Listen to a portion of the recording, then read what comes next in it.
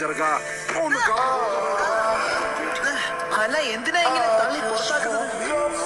എനിക്കിഷ്ടമല്ല, നീ ഒരു കൃമിയാണ്. പക്ഷെ ഞാൻ നിങ്ങൾക്ക് ഒരു ഉപദ്രവം ചെയ്തില്ലല്ലോ. ഞാനിപ്പോ കടയിലുണ്ടായിരുന്ന മാസ്കുകളൊന്നും നോക്കുന്നില്ലല്ലോ. ഇവരെല്ലാവർക്കും ഒരു ശല്യാണ്. ഇതല്ലേ നിനക്ക് വേണ്ടത്. ദാ പിടിച്ചു. എന്നാ ഓക്കേ, ഞാൻ വീട്ടിലേക്ക് പോവാട്ടോ. നീ എന്താ ഈ ചെയ്യുന്നത്? ആ പയ്യന്റെ കൂടെ കളിക്കരുതെന്ന് പറഞ്ഞിട്ടില്ലേ? വാ വീട്ടിലേക്ക് പോവാം. നടക്ക്. തേട് നോക്കാതെ നിന്നോട് കൂടുതലൊന്നും പറഞ്ഞിട്ടില്ല അല്ലേ? നയൻ ടൈൽസിനെ കുറിച്ചുള്ള പരമാവധി വിവരങ്ങൾ മറച്ചു വെക്കപ്പെട്ടു എന്നാണ് എനിക്ക് തോന്നുന്നത്.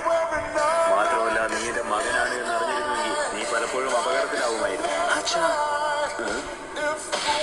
എന്തിനാണ് നിങ്ങൾ സ്വന്തം മകന്റെ ശരീരത്തിൽ തന്നെ നയൻ ടൈൽസിനെ സീൽ ചെയ്തത്? അതുകൊണ്ട് ഞാൻ അനുഭവിച്ച കഷ്ടപ്പാടുകളെ പറ്റി നിങ്ങൾക്ക് വല്ല ധാരണയുണ്ടോ? എല്ലാവരും എന്നെ അറപ്പോടും വെറുപ്പോടും